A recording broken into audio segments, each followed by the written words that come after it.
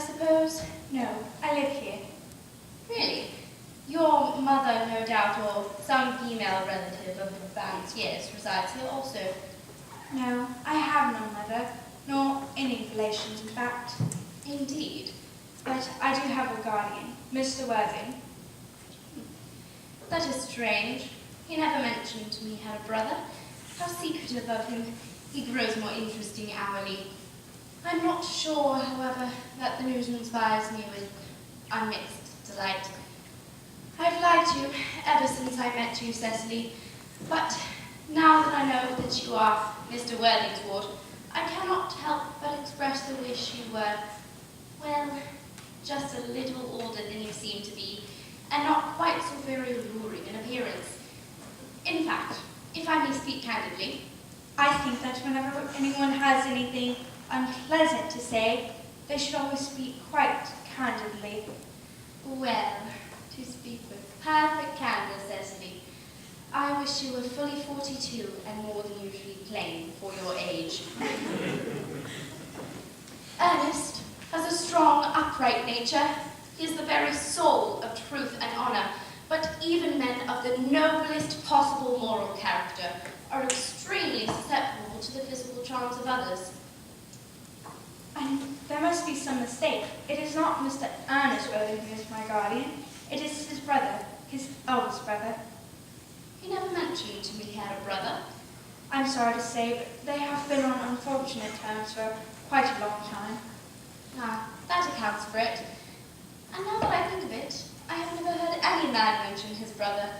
The subject seems distasteful to most men. Of course, you are quite sure that it is not Mr. Ernest Worthing who is your guardian? Quite sure. In fact, I'm going to be his. I beg your pardon. I should make it of no secret to you. Our little country newspaper is sure to chronicle the event next Saturday. Mr. Ernest Worthing and I are engaged to be married.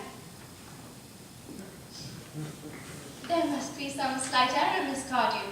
For you see, Mr. Worthing is engaged to me. The announcement will appear in the Morning Post on Saturday at the latest.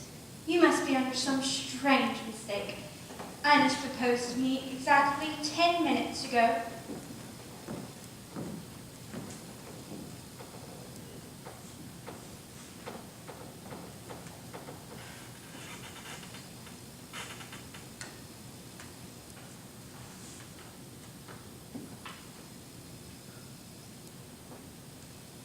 That is certainly very curious, for he asked me to be his wife yesterday at 5:30.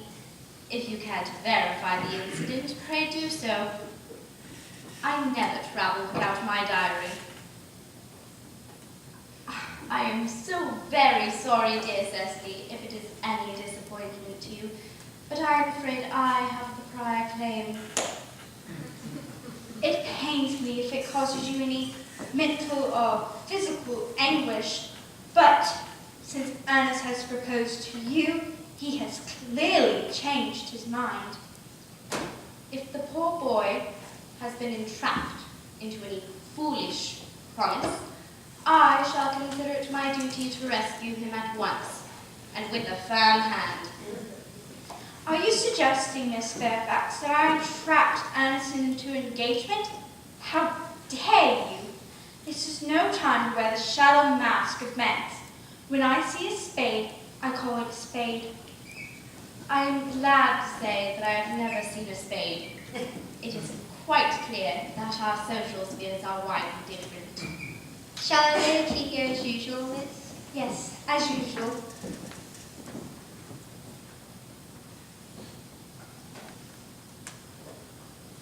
Quite a well-kept garden this is, Miss Cardew. Yes, thank you. I had no idea there were any flowers in the country. Oh, flowers are as common here as people are in London. Personally, I can't quite make out how anyone manages to exist in the country, if anybody who is anybody does. The country always bores me to death. Yes, I believe that's what the newspapers call agricultural depression, is it not? I believe the aristocracy is suffering from it at the moment. So much it's almost an epidemic. Would you like some tea, Miss Fairfax? Thank you.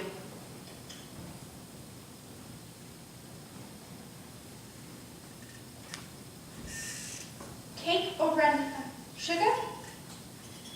No, thank you. Sugar is not fashionable anymore.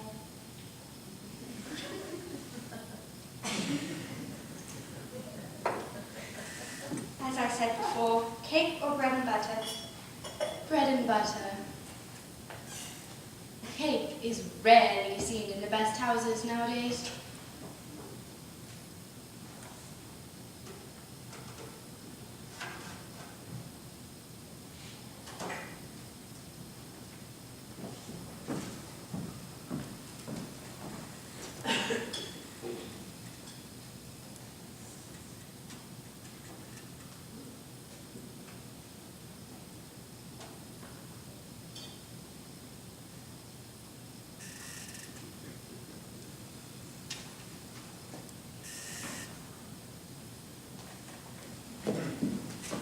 You have filled my tea with lumps of sugar, and though I most distinctly asked for bread and butter, you have given me cake.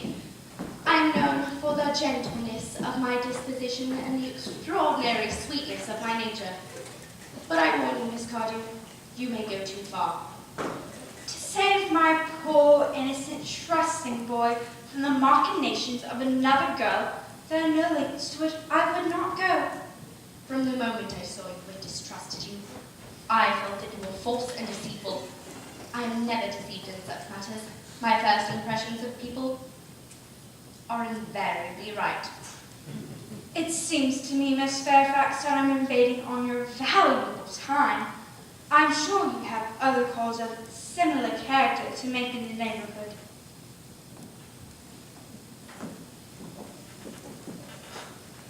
Ernest, my own Ernest. Gwendolyn, darling. A moment. May I ask if you are engaged to be married to this young lady?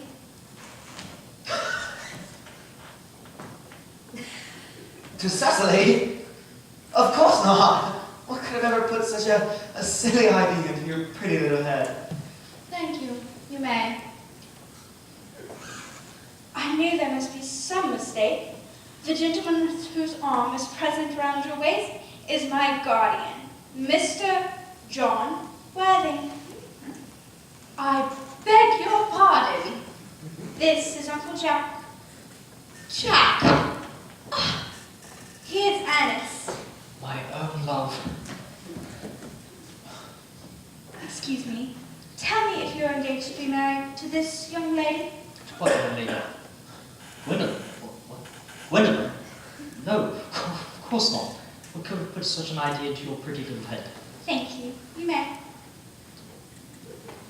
I knew there must be some slight misunderstanding, Miss Cardew, for you see, the man whose arm is at present round your waist is my cousin, Mr. Algernon Moncrief. Algernon? Is your name really Algernon? I cannot deny it. Oh, is your name really John? I could deny it if I liked. I could deny anything if I liked. But my name is John. It has been John for years.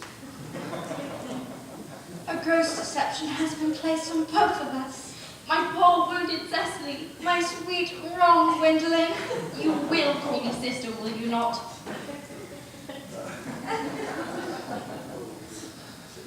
There is just one question I would like to put to you, Mr. Worthing. Where is your brother Ernest? We are both engaged to be married to your brother Ernest, so it is a matter of some importance that we know where your brother is at present. Gwendolyn, Cecily, it pains me to be forced to speak the truth. I have never been in such a painful situation before. I'm really quite inexperienced.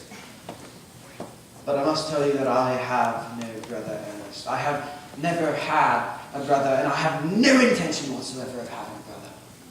No brother at all. None at all. Have you never had a brother of any kind? Not even of any kind.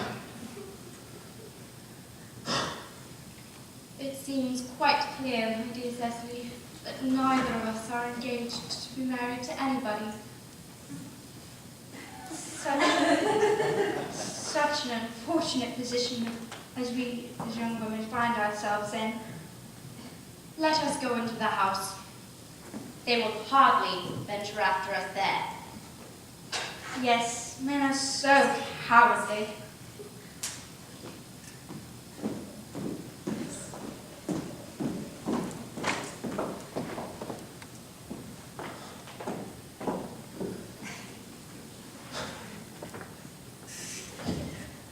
I suppose this horrid state of affairs is what you would call bunburying.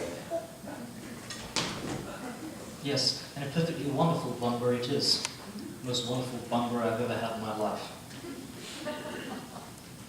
The only small satisfaction I get from the whole affair is that your friend Bunbury has quite exploded. You won't be able to run off to the country so much as you used to. And a very good thing that is. I think your brother is looking a little off colour. You will be able to go up to town as often as your wicked custom was. Not a bad thing either. As for your conduct towards Miss Cardew, I think you're taking in a sweet, simple girl like Cecily, and it's quite inexcusable to say nothing of the fact that she's my ward. Well, I can see no possible defence for your deceiving a smart, young, brilliant, thoroughly experienced young lady such as Miss Fairfax, to say nothing of the fact that she is my cousin. I want to be engaged to Gwendolyn. I love her. I simply want to be engaged to Cecily. I adore her. Well, I don't think there's very much chance of that happening anymore. I don't think there's much likelihood, Jack, of you and Miss Fairfax being united.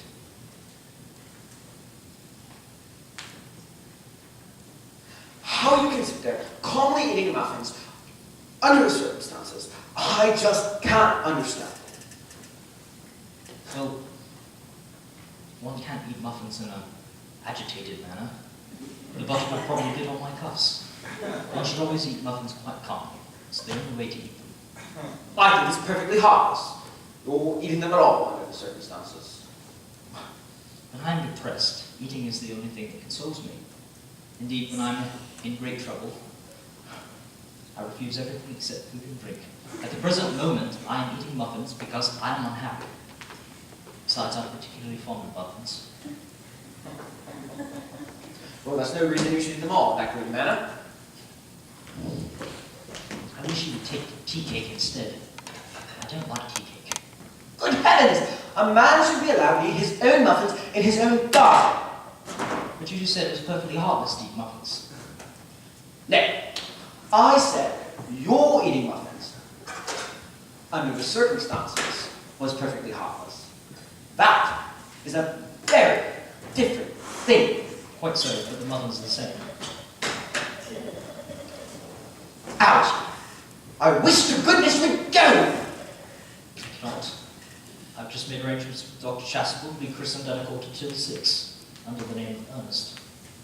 My dear fellow, the sooner you give up that foolish idea, the better.